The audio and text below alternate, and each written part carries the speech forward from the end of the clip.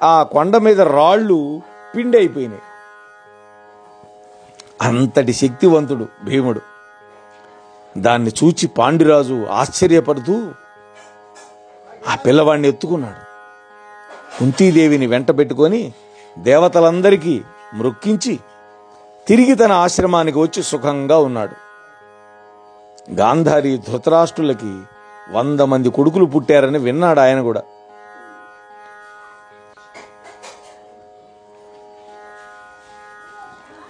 ఇక 3 లోకాలను జయించగలనటువంటి కొడుకును పొందాలి అనేటువంటి ఉద్దేశం కలిగింది ఆయనకే. ఇప్పటికీ ధర్మాన్ని నిలబెట్టడం కోసం ధర్మరాజు, ఆయనకి సహాయంగా బలవంతుడైనటువంటి భీముడు వాయువు అంశలో, ఇక దేవేంద్రుడి యొక్క అంశలో కావాలి పిల్లవాడు. ఎందుకని 3 లోకాలకు అధిపతి దేవేంద్రుడు. అందుకని 3 లోకాలను జయించగలిగినటువంటి కొడుకును పొందాలి అని దేవేంద్రుడిని ధ్యానం చేసుకుంటూ ఏకాగ్రమైన బుద్ధితోటి ఏకాంతంగా గొప్ప తపస్సు చేయడానికి పూనుకున్నాడు. 3వ బిడ్డ దగ్గరే తపస్సు, అంతకుముందు తపస్సు లేదు. చూడండి, కథలో కారణం చెప్పకుండా కార్యాలు జరుగుతున్నట్టు చెప్పడం అనేది ప్రసన్న కథా కవితలో ఒక శిల్పం. 100 మంది కొడుకులు ధృతరాష్ట్రుడికి పుట్టారని వినగానే పాండురాజు దివ్య మంత్రాల ఉపదేశం పొందాడు అక్కడ ఉండేటువంటి ఋషుల వల్ల. ఒంటికాల మీద గొప్ప తపస్సు చేశాడు. త్రిలోక విజయుడైనటువంటి కొడుకును కోరుకున్నాడు. ఈ చర్యకు కారణం కథలో స్పష్టంగా లేదు, కానీ లోనారసి చూస్తే కారణం మనకు అర్థమవుతుంది. ఎందుకని? ధార్తరాష్ట్రులు 100 మంది ఏకమైతే 3 లోకాలను జయించగలుగుతారేమో. ధర్మరక్షణ కులరక్షకులైనటువంటి ధర్మరాజు భీములిద్దరూ ఆ ధార్తరాష్ట్రుల కుమారులైన 100 మంది ధాటికి నిలబడలేరేమో. అప్పుడు త్రిలోక విజయుడైనటువంటి పుత్రుడు పుడితే వాడు మాత్రమే ఆ దుర్యోధనాదులని ధీటుగా ఎదిరించి పాండవుల యొక్క ప్రాభవాన్ని లోకాధిపత్యాన్ని నిలపగలుగుతాడు అనేటువంటి భావం పాండురాజులో కలిగినట్లుగా మనకు స్పష్టమవుతుంది. లేకపోతే 2 పుత్రులతో సంతోషపడచ్చుగా, 3వ పుత్రుని కోరుకున్నాడు అంటే అది కూడా 3 లోకాలకి అధిపతి అయినటువంటి దేవేంద్రుడి యొక్క అంశలో కోరుకుంటున్నాడు. కారణం ఇది. అందుకని త్రిలోక విజయుడైనటువంటి పుత్రుడు కోసం త్రిలోకాధిపత్యాన్ని వహించే ఇంద్రుడిని ఆరాధించాడు. ఈ విధంగా పాండురాజు మిక్కిలి నిష్ఠతోటి ఒంటికాల మీద నిలబడి తాను తపస్సు చేస్తూ కుంతీదేవిని 1 సంవత్సరం వ్రతం చేయమని ఆజ్ఞాపించాడు. ఇంతకుముందు పుత్రులు పుట్టినప్పుడు వ్రతం లేదు, ఇప్పుడు వ్రతం చేయమంటున్నాడు. ఆ పాండురాజుకి దేవేంద్రుడు ప్రత్యక్షమైనాడు. పుత్రుడు నీకుదయించు అమిత్రక్షయకరుడు బంధుమిత్రాంబుజ సన్మిత్రుండని వరమిచ్చిన ధాత్రీపతి పొంగి పృథకు తానిట్లనియల్. ఆయన తపస్సు ఫలించింది, పాండురాజు యొక్క తపస్సు. వెంటనే దేవేంద్రుడు ప్రత్యక్షమైనాడు. నాయనా, నీకు శత్రువులను నాశనం చేసేవాడు, బంధువులు స్నేహితులు అనే పద్మాలకు సూర్యుడు వంటి వాడు అయినటువంటి కొడుకు పుడతాడు అని వరం ఇవ్వగానే పాండురాజు ఎంతో సంతోషపడి కుంతీదేవితో అంటున్నాడు. పాండురాజు వరం కోరినట్టు చెప్పకుండా ఇంద్రుడే తనంతర తాను వరం ఇచ్చినట్టుగా చెప్పడం ఇక్కడ ఒక విశేషం. శత్రువులను సంహరించేవాడు, బంధువులను సంతోషపెట్టేవాడు అయినటువంటి కొడుకు పుడతాడని ఇంద్రుడిచ్చిన వరం. నిజానికి అటువంటి కొడుకు కావాలనుకున్నది పాండురాజు. ఆ శత్రువులు ఎవరు, ఆ బంధువులు ఎవరు అనే ప్రశ్నలకు సమాధానం కాలం చెప్పవలసిందే. సారమతులు లోనారసి భావించతగిందే ఆ విషయం. ధనమున విద్యను సంతతి తనిసిన వారెందుగలరే ధవళే క్షణ కావున నాకింకను పలువుర తనయుల పడయంగవలయు ధర్మువు పేర్మిన్. పాండురాజు అంటున్నాడు, కుంతి, లోకంలో ధనము, విద్య, సంతానం విషయాలలో తృప్తి పొందిన వాళ్ళు ఎవరైనా ఉన్నారా? అందువల్ల నాకు ఇంకా ఎందరో కొడుకులను ధర్మ మార్గంలో పొందాలని ఉంది అన్నాడు. ఎందుకని అన్నయ్యకి 100 మంది కొడుకులు కాబట్టి తాను కూడా ఇంకా కొంతమంది కొడుకులు ఉండాలి అనుకున్నాడు. దేవతలలో నిజంగా దేవేంద్రుడు పెద్ద, అతడే లోకాలకన్నిటికీ రాజు. అందువల్ల ఆ దేవేంద్రుణ్ణి దయతోటి అతనితో సమానమైనటువంటి ధర్మాత్ముడైనటువంటి వాడు, అన్ని లోకాలను రక్షించడాలలో సమర్థమైనటువంటి వాడు, నా వంశాన్ని వెలిగించేవాడు అయినటువంటి కొడుకును పొందు అన్నాడు. అంతేగా అర్జునుడి యొక్క పుత్రుడు అభిమన్యుడు, అభిమన్యుడు పుత్రుడు పరీక్షిత్తు, పరీక్షిత్తు పుత్రుడు జనమేజయుడు. కాబట్టి వంశకర్త అయినే అన్నాడు, ధర్మరాజు పెద్దవాడు అయినప్పటికీ కూడా అని పాండురాజు ఆజ్ఞాపించగానే కుంతీదేవి కూడా ఇదివరకట్లాగానే దుర్వాస మహర్షి ఇచ్చినటువంటి మంత్రంతో ఇంద్రుణ్ణి ప్రార్థన చేసింది. అతని దయతో కుంతీదేవికి అర్జునుడు పుట్టాడు. అర్జున జనాన్ని చెబుతున్నాడు కందపద్యంలో. స్థిర పౌరుషుండు లోకోత్తరుడు ఉత్తర ఫల్గుణి ప్రథమ పాదమున సురరాజనంశమున భాసురతేజుడు వంశకరుడు సుతుడు దయించన్. స్థిరమైనటువంటి పౌరుషం కలిగిన వాడు, లోకంలోకెల్లా శ్రేష్టమైనటువంటి వాడు, ప్రకాశించే తేజస్సు కలిగినటువంటి వాడు, వంశాన్ని నిలిపేటటువంటి వాడైనటువంటి కుమారుడు దేవేంద్రుడి యొక్క అంశతోటి ఉత్తర ఫల్గుణి నక్షత్రం మొదటి పాదంలో పుట్టాడు.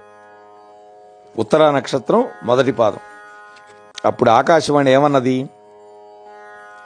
విను కార్తవీర్యుని కంటెను వీరుడగుట అర్జున నామమీతండ యొనరదల్చు ఈతండయని పురుహూతాది సురులనోడించి ఖాండవము దహించు బలిమి ఈతండ నిఖిలావనీతలేశులనోర్చి రాజసూయము ధర్మజునుచు ఈతండ వేల్పుల చేత దివ్యాస్త్రముల్ బడసి విరోధులనొడుచు కడిమి అనుచు అవపయోద నినద గంభీరమై నెగసే దివ్యవాణి గగన వీధి కురిసె పుష్పవృక్షి సురదుందుభిధ్వనుల్ సెలగే సకల భువన వలయము మద్రువ.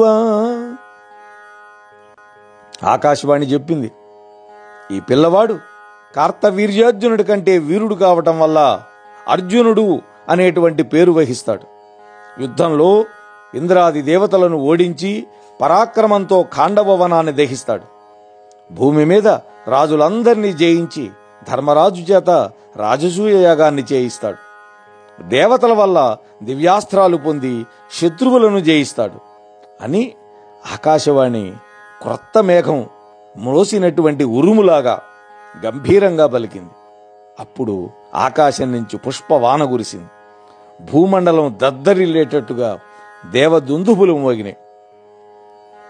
ఇక్కడ పుట్టుకని కందపద్యంలో వర్ణించి మహిమను శీసపద్యంలో వివరించడం నన్నయ్య గారు ప్రదర్శించినటువంటి పద్య విద్య ప్రౌఢి.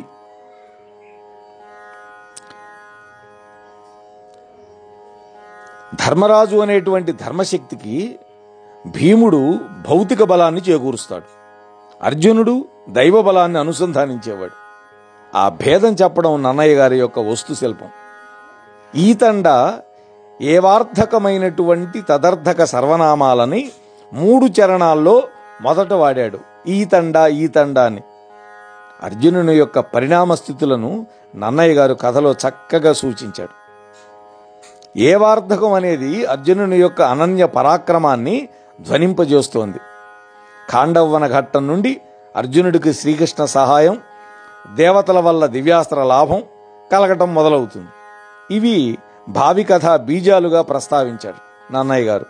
ఇక్కడ అలా చేసి ఈ చదివే వాళ్ళ హృదయాలలో ఉత్కంఠను రేకెత్తించడం అనేది ప్రసన్న కథా కవితార్థ యోజనం అని పెద్దల యొక్క వ్యాఖ్య.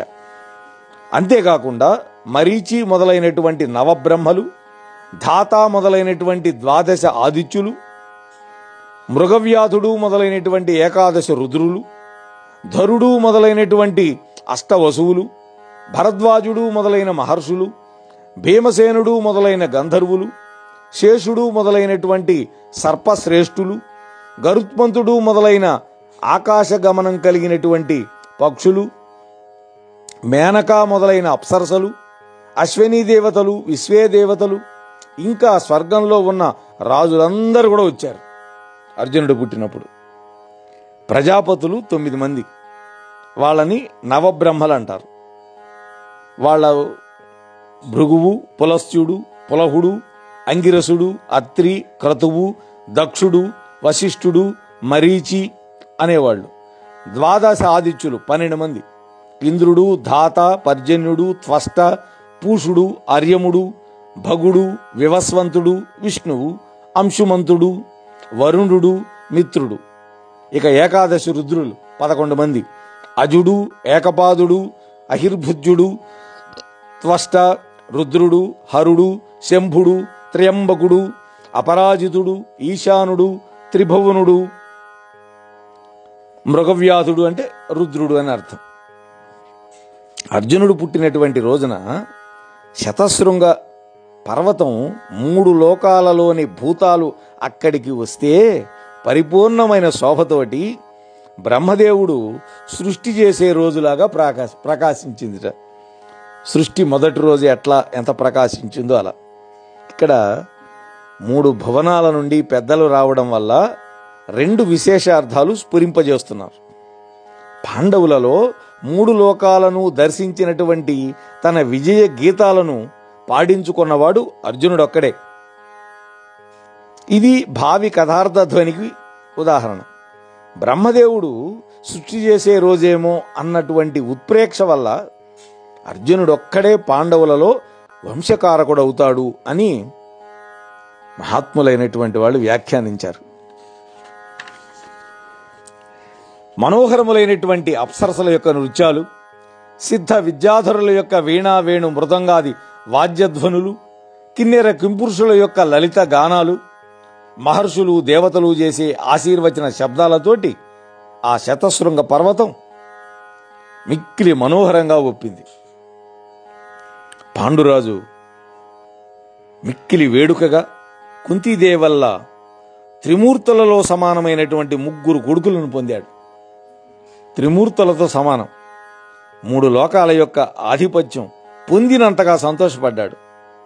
కుమారులతో విలాసంగా ఆటలతో పొద్దుపుచ్చుతూ ఉన్నాడు.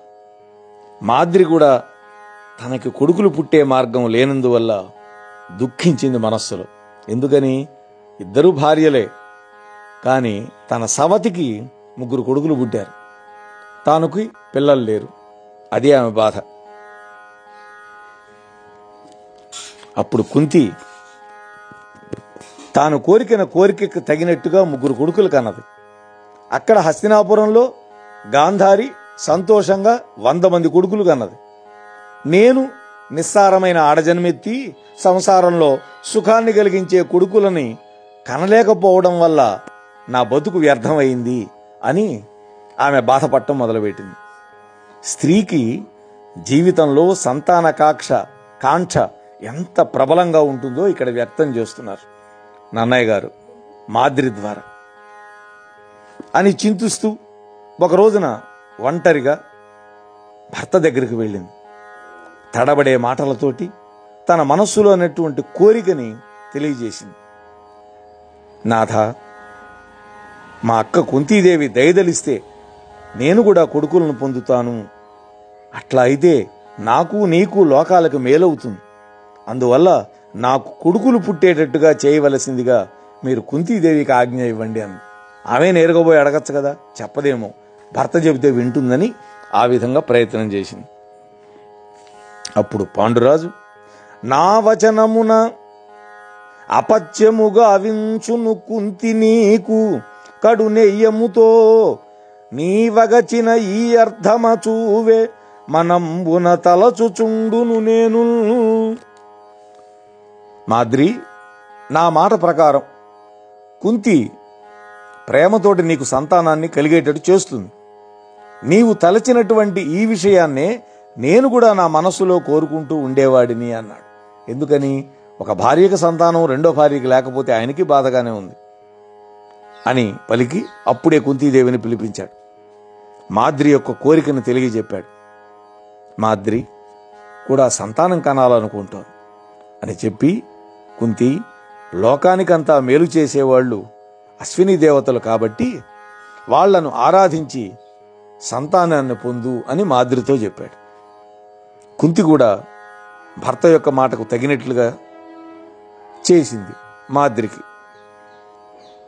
సూర్యచంద్రుల ప్రకాశించే తేజస్సు కలిగిన వాళ్ళు, దేవతల యొక్క గుణాల వంటి గుణాలు కలవాళ్ళు, అశ్విని దేవతల యొక్క అంశాలలో కవల పిల్లలు పుట్టారు.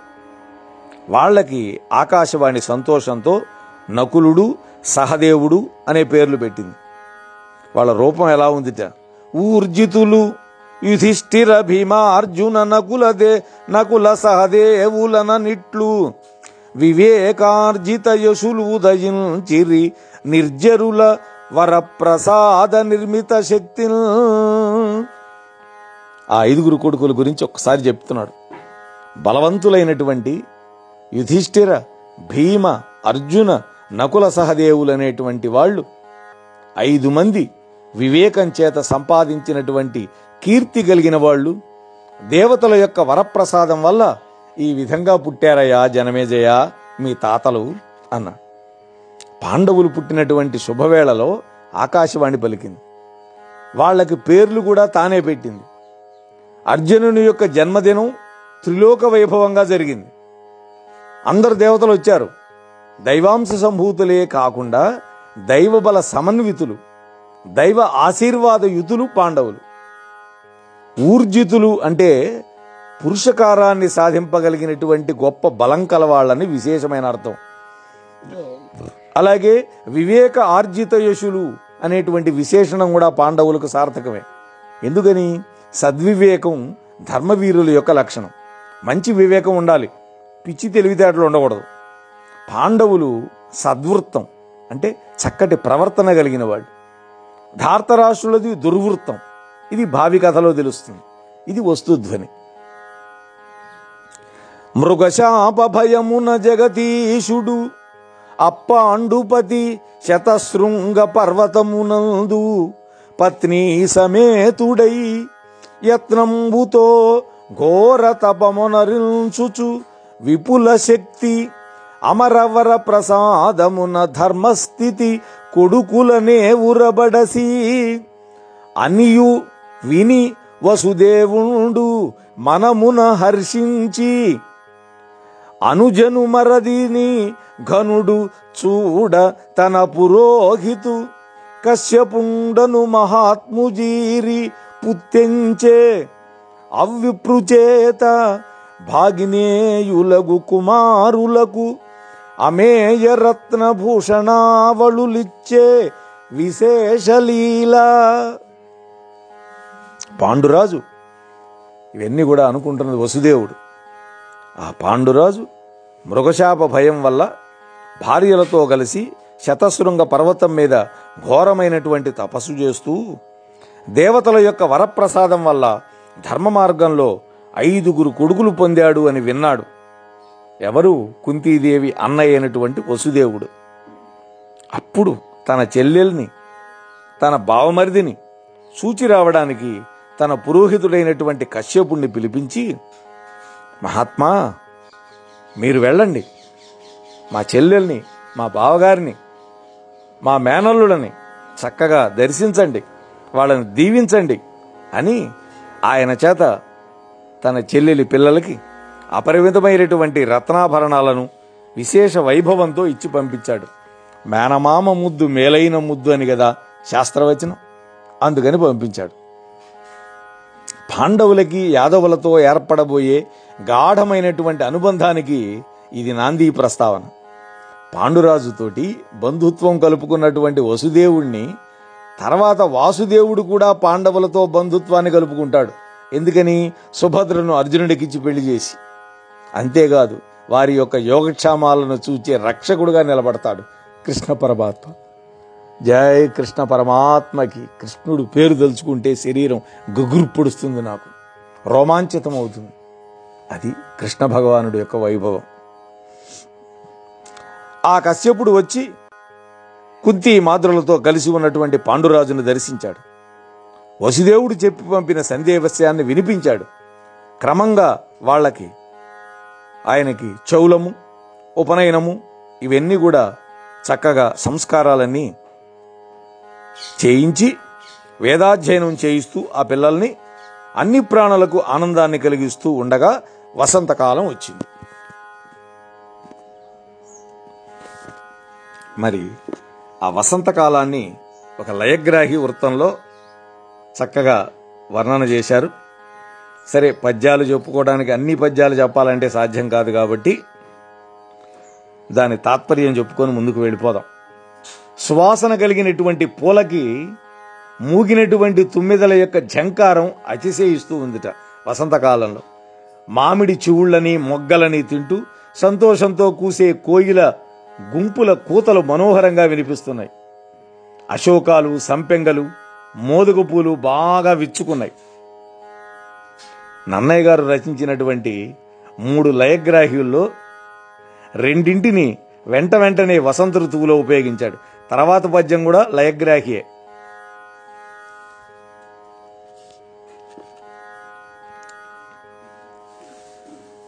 అలాగే అక్కడ మంచి గంధం చెట్లు, తమాల వృక్షాలు అంటే చీకటి చెట్లు, అగరు చెట్లు, అరటి తోటలు, అలాగే లవలీ తీగలు, తీయమామిడి చెట్ల సమూహంతో చక్కగా ఆహ్లాదకరంగా మత్తెక్కించే వాతావరణం అక్కడుంది. ఇక ఈ విధంగా అన్ని ప్రాణులను మోహింపజేసే వసంతకాలంలో పాండురాజు మన్మథుడి యొక్క సమ్మోహన బాణానికి లొంగినటువంటి మనస్సు కలవాడయ్యాడు. మాద్రి యొక్క మనోహర రూపం మీద మనస్సు నిలబెట్టాడు. ఒక రోజున కుంతీదేవి బ్రాహ్మణ భోజనం చేయిస్తూ మాద్రిని కనిపెట్టడం మరిచి ఉన్న సమయంలో జరిగింది ఇది. ఆమె మహా తెలివైంది కుంతీదేవి. శాప వృత్తాంతం తెలుసు కాబట్టి ఈ కాడికి భర్త దగ్గరికి వాళ్ళు అందంగా వెళ్లేవాళ్ళు కాదు, ఏకాంతంగా ఉన్నప్పుడు అసలు వెళ్లేవాళ్ళు కాదు, మహర్షుల సమూహం ఉన్నప్పుడు వెళ్లేవాళ్ళు, బిడ్డలు ఉన్నప్పుడు వెళ్లేవాళ్ళు. అప్పుడు మన్మథ బాణం ఉండదు కదా ఆయన దగ్గర, ఆయనకి కోరికలు చెలరేగొన్నటువంటి పరిస్థితిలో ఉండే. కానీ ఆ రోజు బ్రాహ్మణులకు భోజనం పెడుతున్నటువంటి సమయం. ఇక్కడ వసంత ఋతువు ప్రభావం విపరీతంగా ఉంది. ఇది ఏ మానవుడైనా లొంగ తీసుకుంటుంది. మాద్రి వయసులో చిన్నది, మహాసౌందర్యవతి. ఆమె పాండురాజు వశం కాకుండా వాళ్ళిద్దరికీ ఏకాంతం ఏర్పడకుండా కుంతి కనిపెట్టుకుంటూ ఉండేది. ఎంతో తెలివితేటలు కలిగింది. కానీ ఆ రోజు బ్రాహ్మణ భోజనంలో నిమగ్నురాలై మాద్రి విషయం మర్చిపోయింది. చూడండి, అందంలో బంగారాన్ని మించినటువంటి క్రొత్త సంపెంగి పువ్వులాగా మంచి ఆభరణాలు ధరించినదై, వావిలి పూలనే ముత్యాల చేత మనోహరమైనటువంటిదై, పొగడదండలు చెవి ఆభరణాలుగా కలిగినటువంటి, అంతకు ముందే అన్నడూ లేనటువంటి ఒక శృంగార విలాసంతో తన ముందు ఉన్నటువంటి కమలాల వంటి అందమైన కన్నులు గల మాద్రిని చూచాడు. కురుశ్రేష్ఠుడైనటువంటి పాండురాజు మన్మథ రాగవశుడైపోయినాడు. సహజంగానే మాద్రి సౌందర్యవతి. అటువంటి మాద్రికి వసంత పుష్పాలంకారాలు అమితమైనటువంటి అందాన్ని కలిగించినాయి. ఆమె రూపం ఆ రోజు పాండురాజుకు మత్తెక్కించింది. కిందము శాపముడెందమునంతలపగా శాప భయమునల్ మాద్రి కడున్ వందురి వారింపగ బలిమింత సంభోగ సుఖ సమీహితుడయ్యల్. పాండురాజు కింద ముడిచ్చినటువంటి ఆ ముని ఇచ్చినటువంటి శాపాన్ని మరిచిపోయాడు. ఆ శాపం గుర్తుంది మాద్రికి. ఆమె ఎంతో భయపడింది. దుఃఖంతో నాథ వద్దు వద్దు వద్దు అని వారిస్తున్నా కూడా బలాత్కారంగా ఆమెతో సంభోగ సుఖాన్ని పొందాలి అనుకున్నాడు. ప్రకృతి యొక్క ప్రభావం, మాద్రి యొక్క సౌందర్యం, మానవ సహజమైనటువంటి కామతృష్ణ, విశేషించి ఆ తృష్ణ తీర్చుకోవడానికి అనుకూలించినటువంటి ఆ వసంత ఋతు సమయం పాండురాజు యొక్క ప్రాణాల మీదకు తెచ్చినాయి. విధి బలీయము అనుల్లంఘనీయము అని కదా శాస్త్రవచనం. ఎప్పుడైతే ఆమె దగ్గరికి వెళ్ళాడో కామసుఖం అనుభవించడానికి మునిశాపం ఫలించింది. వెంటనే ప్రాణాలు కోల్పోయినాడు పాండురాజు. ఆ పాండురాజు యొక్క దేహం మీద పడి ఆయన కౌగులించుకొని మాద్రి బోరు బోరున విలపిస్తూ ఉంది. ఆమె యొక్క ఏడుపు సవ్వడి విని భయపడి కొడుకులతో సహా కుంతీదేవి వచ్చింది. భర్త పాదాల మీద పడి ఆమె ఏడవటం మొదలుపెట్టింది. ఆ సంగతి తెలిసినటువంటి ఆ శతశృంగ పర్వతంలో నివసిస్తున్న మహర్షులంతా కూడా గుమికూడి వచ్చి దుఃఖంతో ఆశ్చర్యంతో కలత చెందినటువంటి మనస్సు కలవాళ్ళయ్యారు. వాళ్ళకి బాధ కలిగింది. ఎందుకని కొన్ని సంవత్సరాల నుంచి అక్కడ ఉంటున్నారు. ఈ యొక్క కుంతి, మాద్రి, పాండురాజు 5 పిల్లలు అక్కడే పుట్టారు. అప్పుడు కుంతీదేవి మాద్రితో ఈ విధంగా అంటున్నది: నాకెడయిమ్ము లెమ్ము కురునాథు మన ప్రియ ధర్మపత్ని నేననేకతమెటులుండుదు మహీపతి తోడున పోదు పుత్రులం చేకొని పెంపు నా పనుపు చేయుము నావుడు మాద్రి తద్దయున్ శోకపరీత చిత్తయగుచున్ పృథకిట్లనియల్ ప్రియంబునల్. ఓ మాద్రి, నీవు లేచి నాకు చోటివు. నేను పాండురాజు గారికి మనస్సుకు ప్రియమైనటువంటి ధర్మపతిని, జ్యేష్ఠపతిని, పెద్ద భార్యని. ఆయన్ని విడిచిపెట్టి ఉండలేను. ఆయనతో నేను కూడా వెళ్ళిపోతాను. నీవు కొడుకులను పెద్ద చేయి, పెంచి అని కుంతి అనగానే ఆమె ఏమంటుందో చూద్దాం. ఇక్కడ వ్యాఖ్యానం ఇచ్చాడు. ఇక్కడ కురునాథ మనప్రియ పత్ని అని మాద్రిని సంబోధించింది. నేను ఏకతను ఎలా ఉండగలను అని కుంతి అన్నట్లుగా కూడా గ్రహించవచ్చు. నేను ఒంటరిగా ఎట్లా ఉండేది అని. ఆ సంబోధనలో కుంతి మాద్రిని ఎత్తి పొడవటం ధ్వనిస్తుంది. పాండురాజు మనస్సుకు ప్రియమైనటువంటి నీ ధర్మపత్నిత్వం ఇదేనా? భర్తను బలిపెట్టమేనా? భర్త ప్రాణం పోవడానికి నువ్వు కారణభూతురాలవయ్యావు అనే నింద అందులో స్ఫురించక మానదు. అలా కాకుండా కుంతి తనే గనక కురునాథ మన ప్రియపత్ని అని చెప్పుకుంటే నేను ఏకతమా, ఒంటరిగా ఎట్లా ఉండగలను అనేటువంటి భావించిన అందులో కూడా కొంత ఎత్తుపొడుకు లేకపోలేదు. పాండురాజుకి నేను నీకంటే తక్కువ ప్రియమైన భార్యను కాదు, అయినా కూడా మైమరిచి నీలాగా ఆయనకి ప్రాణాపాయం కలిగింపనటువంటి ధర్మపతిని నేను అని ఆమె అర్థం వచ్చేటట్టుగా ఉన్నది. అప్పటి పరిస్థితుల్లో కుంతి ఎంతో సానుభూతితోటి మాద్రిని చూసినా ఆమె మీద కుంతికి ఒకంత కోపం, సపత్నీభావం లోపల కలగడం సహజమే కదా. భర్త చనిపోవడం ఆమెకి బాధే. పోనీ మాద్రికి లేదా? మాద్రికి ఉంది. ఇక్కడ అలతి మాటలతో కూడినటువంటి వాక్యాలు శోకము యొక్క తీవ్రతను వ్యక్తం చేస్తున్నట్లుగా ఉన్నాయి. మాధుర్య గుణం ఈ పద్యంలో నాటకీయంగా పోషించబడింది. మాద్రి అంటున్నది, కుంతి అక్క, నీవు కురువంశాన్ని తరింపజేసే కొడుకులని ధర్మ మార్గంలో కన్నావు. ఈ కురుశ్రేష్ఠుడైనటువంటి పాండురాజుకి మిక్కిలి సంతోషం కలిగించావు. పుణ్యలోకం పొందడానికి కారణమయ్యావు. ఎందుకని? పుత్రులు పుట్టారు కాబట్టి. శాశ్వతంగా ఆయన కోరిక తీర్చావు. నేను ఈ లోకంలో భర్త యొక్క కోరిక తీర్చనే లేదు. అందువల్ల పరలోకంలో అయినా సరే తీర్చడానికి ఆయన వెంట వెళతాను అన్నది. ఇక్కడ ఎత్తిపొడుపుగా పలికినటువంటి కుంతితోటి గడసరిగా మాట్లాడుతోంది. కుంతి యొక్క ఎత్తిపొడుపును తన మాటలలో ఎంతో గోప్యంగా మలచిందో మాద్రి కూడా తన గడసరితనాన్ని అంత నిపుణంగా గోప్యం చేసి సహజ సంభాషణలాగా పలికింది. మాద్రికి మంత్రశక్తి లేదు, కానీ అందమైన ఆకారం ఉంది. దానిని పాండురాజు కోరుకున్నాడు.